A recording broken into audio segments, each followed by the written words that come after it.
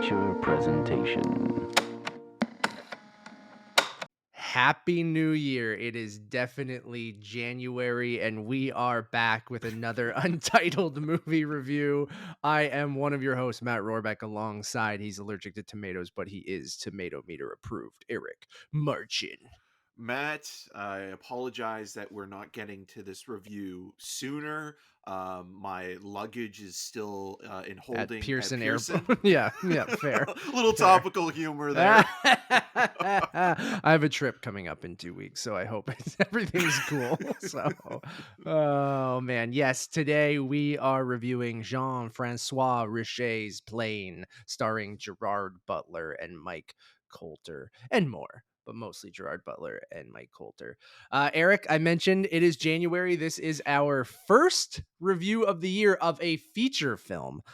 We did just review the entire first season of HBO's The Last of Us, so please make sure to go check that out on YouTube and podcast services. It is up on 2 different channels right now because, yes, it's on Untitled Movie Reviews, which are already in the kind of right spot. And Eric and I are launching a new show, which is a Last of Us after show, which is called The Cast of Us, an untitled HBO Last of Us podcast, where every Sunday Eric and I will be getting together Sunday? and recapping and reviewing the newest episode of The Last of Us on HBO. Those episodes will be out at 10 p.m. Eastern, right as the episode ends. So the first episode is up now to check out our whole spoiler-free review of the show, and then each week we're going to be recapping and going into more detail on each episode. So make sure you go subscribe to that, or it'll also be on YouTube, one-stop shop for everything, of course, Untitled_movies. I just wanted to plug that since it's new. But we're not here to talk about The Last of Us today. We are talking about Jerry B, baby, and Plane. Probably the best title for a movie of all time. I mean, it gets to the point, but also it's weirdly misleading in some ways because it's trying to be a throwback to 90s, action thrillers that took place on planes, whether it be Executive Decision or Passenger 57, Air Force One, or even more recently, you had, the Liam Neeson star Nonstop. So, with that in mind, when you're watching this movie that stars Gerard Butler, you're thinking to yourself, why isn't this movie being released on VOD? Because it does have that kind of trashy B movie feel that would be a day and date release and not necessarily a theatrical. Well, it is January, so you have to consider that as well. Gerard Butler plays a commercial pilot for an airline called Trailblazer, and he's about to fly off from Singapore to Tokyo. And it is a New Year's Eve flight, so there's a limited number of passengers, but an additional passenger comes aboard in the form of Mike Colter, who a lot of people will probably best remember him from the Luke Cage series on Netflix that is now owned again by Marvel, I guess. So it's on. Is it on Disney Plus? I think I all don't the know. Marvel Maybe shows are. I don't yeah, know. and so he is a prisoner who has been charged with murder and is being extradited to Toronto, which is very funny. It was, and so the setup of this film is kind of like your typical, action thriller kind of. You have the hero of the story kind of getting ready to fly. You learn that he is a widower, and also, as my dogs are barking, trying to get home after this particular flight to his daughter who's in Honolulu. Everybody's all over the place in this. And again, you kind of get the short kind of gist of everybody's sort of personalities based on, maybe one line of dialogue or, a sort of a physical kind of movement or gesture. You have one character played by Joey Stotnick, who a lot of people I think would recognize from something else. He's one of those character actors that pops up in a lot of stuff. He was in Twister. He's one of the team in Helen Hunt's crew, and he also dies horribly in Paul Verhoeven's Hollow Man. He used to have like curly kind of big hair, but here he's a bald gentleman and plays a character named Matt Sinclair, who you will not forget. So anyways, the boarding of the plane kind of happens. Or will you? Yeah. out of the passengers, I would say he is probably one of the more memorable Oh ones yeah, because he's like you kind of said, playing they're the all kind asshole of businessman, right? like you said, they're all kind of those cliches of different passengers you would see on a flight. Yeah, Anyway, and then Daniela Pinata is playing the main flight attendant, who I think maybe some people will recognize from the short-lived Cowboy Bebop TV series, and also right. the Jurassic World Fallen Kingdom movie, which we Hmm. both hated. Hmm. She played Hmm. the Dino veterinarian. Hmm. So Hmm. those are kind of like the Hmm. big names in this movie. Oh, and then we'll get to it more, but Matt Craven and not Matt Craven, pardon me, Tony Goldwyn and Paul Yeah. Ben Victor have substantial roles, but it kind of almost feels like those scenes were shot later on. But in Like terms of someone's lunch break. yeah, it's literally like you're watching. So so Tony Goldwyn plays a fixer, and Paul Ben Victor kind of plays like the rep for Trailblazer Airline. The biggest laugh in this entire movie is seeing the title card that says Trailblazer Airlines headquarters, New York City. Yeah. It's Yeah. one of the funniest bits. So this New Year's flight ends up crash landing, or having an emergency landing on an island off the Philippines. And once they get there, they're kind of stranded and trying to figure out what they can do. And ultimately, they realize that this island is not governed and it's run by militia and separatists. And so, as you would expect, the passengers get Held abducted and hostage. held Yeah. hostage. And so it's up to Captain Brody Torrance to go Torrance after and him. Mike Colter to team up and put their differences aside and save the day, because conveniently they were out in the jungle, headed to a communication tower to try to contact the airline or get help from anywhere they possibly can. And from there, it basically kind of feels like the actual in the air stuff is bookended mostly. Like Yeah. most of the film is actually an escape film overall. And when you're watching it, I think there is the kind of like xenophobic quality of this kind of movie that you'd expect certain aspects from, like the stock kind of villains that are kind of poorly defined but weirdly stereotypical. Yeah. And then you also have characters that are kind of blatantly, again, defined by one character trait or what have you. Some of the action is okay. It looks ugly.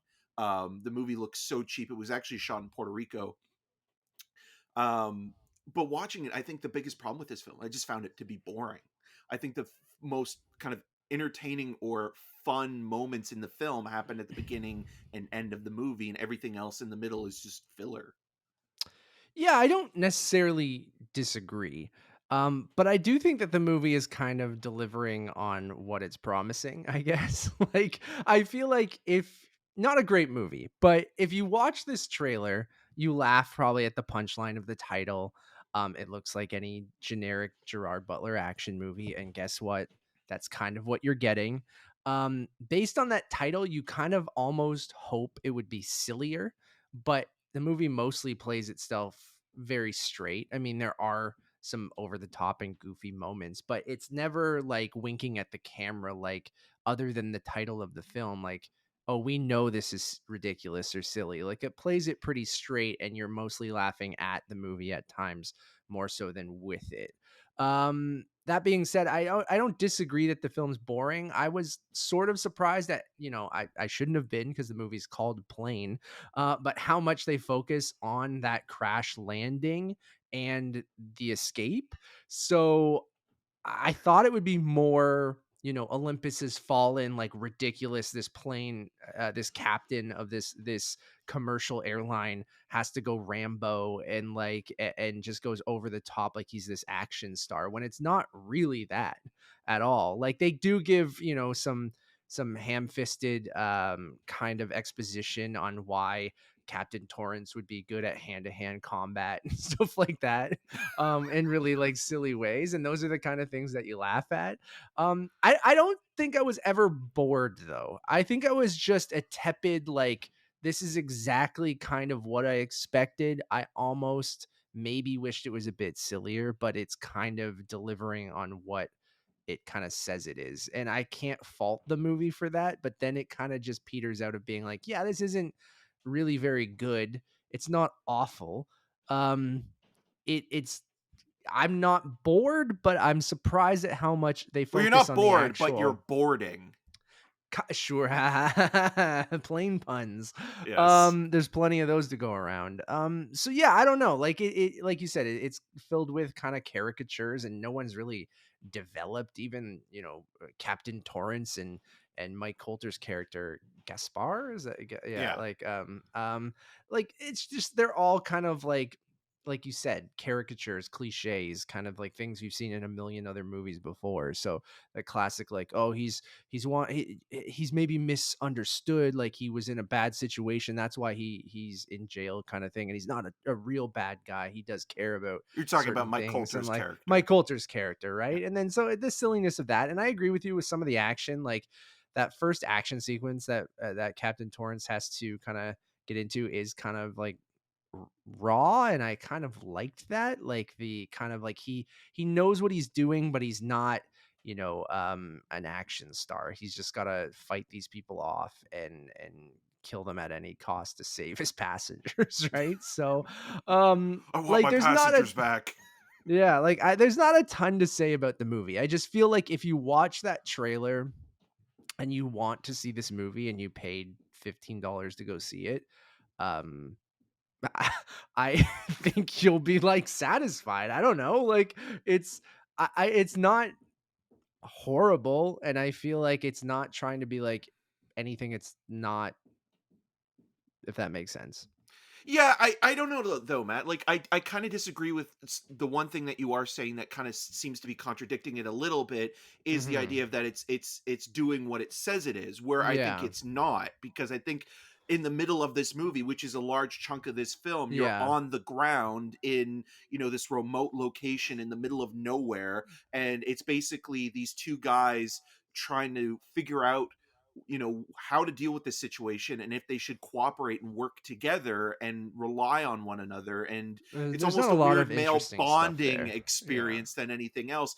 And what it did remind me of a little bit with those scenes when you between Coulter and Butler is very much on that level of John Carpenter's Assault on Precinct 13, where you have, the lawman working with the con, and both of those guys in this siege situation, being shot at by a gang outside this precinct, and them putting aside their differences in order to survive. And at the end of it, they, stand side by side and have mutual respect for each other. And that's kind of what this is doing. And it makes even more sense because Jean-François Richet actually directed the The 2005 remake, yeah. remake of Assault on Precinct 13, which was shot in Toronto.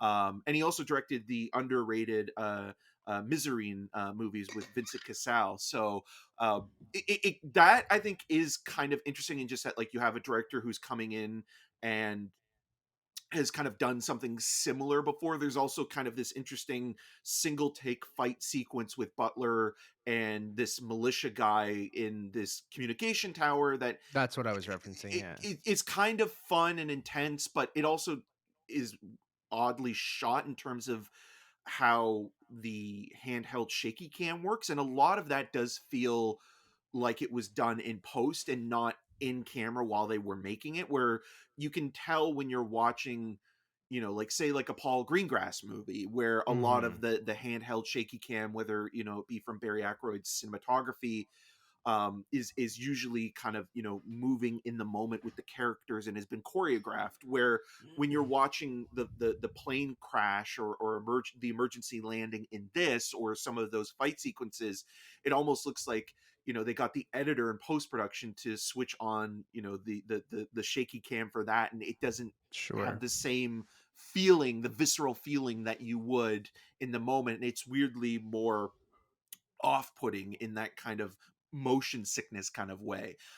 So yeah, I just think that it's one of those movies that it's like, the most interesting things about this film are Gerard Butler is actually playing a Scotsman. He's not playing an ambiguous American hero type. Like, they actually say he is a Scottish pilot, which they never really address in any of his other movies in terms of his nationality. It's like, it's weirdly like Arnold Schwarzenegger, where it's like, oh, he's just kind of like, he is American, or he's kind of, like, he's American Austrian, but they never really talk about it. But in this, Yeah. they do say he is Scottish. And then the other thing that I found kind of interesting in terms of I think why this movie is getting a theatrical release as well is because Butler is in the whole film. There are a lot of these direct to video movies that are sold on people like Bruce Willis or Nicolas Cage or John Cusack, Adrian Brody, et cetera. You know, Yeah. these faded movie stars who are only usually in the film for about maybe 5 to 10 minutes in total, where Butler is the lead in this, and Oh, like he's he a is, star. Yeah. yeah, and he's in the whole movie. So I do feel like that is, a It's bonus like because elevated VOD to me. Like yes. it's like Well, I mean, it's it's in the like air, so of course it's elevated. hey, there we go. Yeah, like we were talking about this after the movie where I'm like it I understand the VOD comparisons cuz like the plot and everything the characters all feel like ripped out of a VOD thing. And this goes to like Lionsgate in general where like I think they dabbled with like being a premier studio at one point, but now is on that kind of fine line of like what are you? Like what kind of movies do you put out? Like I don't What are necessarily you? like every studio doesn't necessarily have like a identity where they only put out one type of movie, but you usually can go, oh, this is coming out from this studio. You kind of know the vibe. Where Lionsgate, I feel like it could go either way on anything. And Well, I feel like Lionsgate's trajectory is really fascinating as well because it kind of came into its own with the Saw movies, right? Like that's kind of in the same way that like New Line Cinema, kind of scored big with the Nightmare on Elm Street films, and then yeah, afterwards which it was kind of started. technically Twisted Pictures, right? But Yes, then but like saw but Lionsgate released them theatrically, or released like them, was right? the Yeah, big sorry, I'm thinking studio. distributor versus studio. Yes. Yeah, yeah, yeah. Yeah, yeah. And so then Lionsgate after that was releasing a lot of this kind of, B movie schlocky films, kind of like quick and cheap horror. And then they released Paul Haggis's Crash, and it wins the Yeah. Oscar. And then they kind of have a little bit of an air of prestige to them.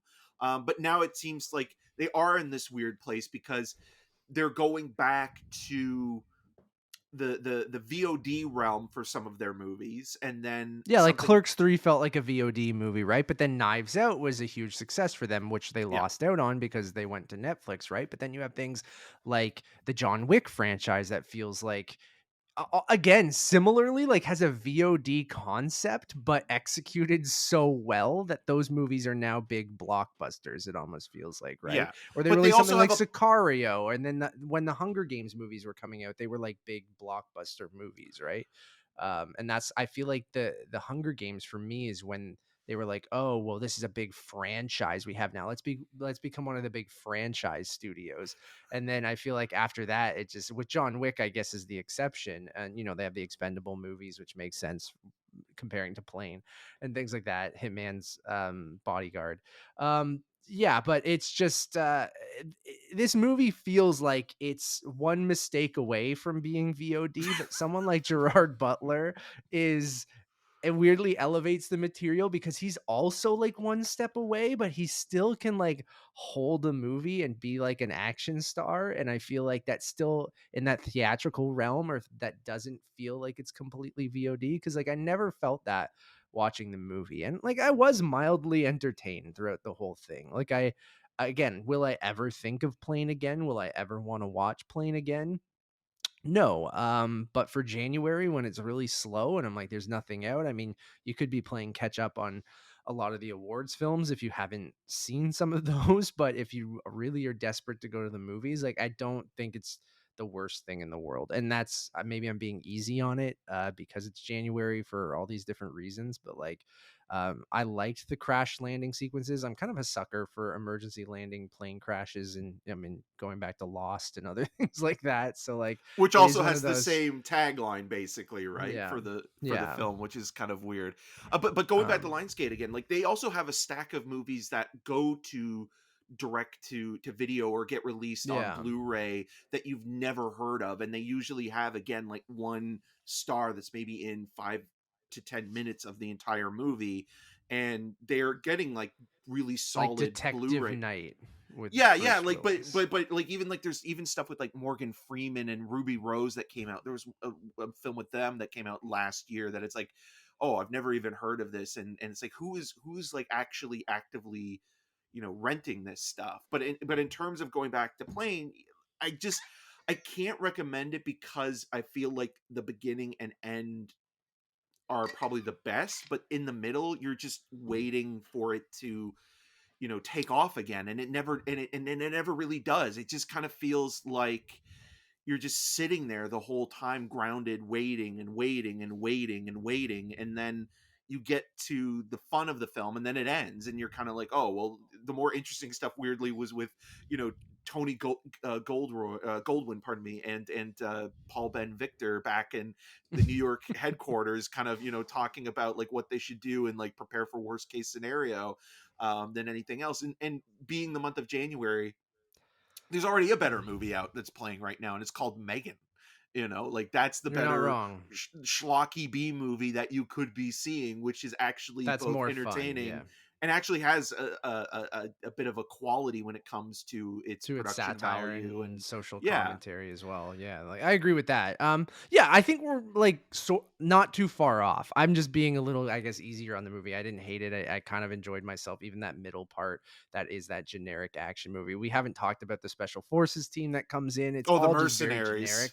The mercenary, which I guess lends it to because both you know Brody Torrance, while he's capable, is not like I said, like an action star. So they bring in this militia team or whatever to come in and rescue them, and it adds some guns and some action.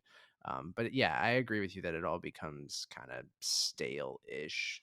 It's just like, I don't know. Sometimes I'm fine with that. I'm like, I know what this movie is. I'm not expecting much. It delivered on what that those very low expectations for me. However, still not a great movie. Like I'm going to give the movie a 2.5 out of 5, even though I'm saying like it's watchable. I don't want to ever watch it again, or probably won't ever think about it again. But like, it's not like the worst decision in the world. It's just if you're going to go see it, it's just kind of fine.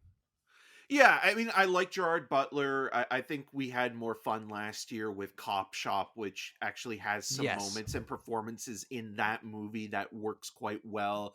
And I'm not against what this is trying to do. I just think it kind of fails or gives up on what it is. And like you mentioned with the Mercenaries, like there's even a subplot in, and it's funny that I'm using subplot and I'm not trying to be punny, but in Hunter Killer with Gerard Butler, where they have to bring in mercenaries to help rescue a group of people in a political strife in Russia, and the submarine stuff, the warfare in that movie as well. Like it's like vehicles and mercenaries. Gerard Butler's in, like that's all you have to do to pitch to Oh get him yeah. to be in a movie. And it's just like you're watching this thing and you're thinking to yourself, man, this could be more fun. Like this actually could be more entertaining, Yeah. and it could throw logic out the window through the whole thing I and think just that's kind what of you should have done. Yeah. embrace its stupidity, and it doesn't, and it's just kind of a bland plain movie. So that's why I'm going to give it a 2 out of 5. Fair, man. Thank you all for listening or watching. We really do appreciate it. Go check out our other shows. The Untitled Movie Podcast. Our last 2 episodes go over the best movies of 2022 and the 23 most anticipated films of 2023. So there's like, I think like 5 hours of stuff you can watch or listen to, covering both last year and this upcoming year.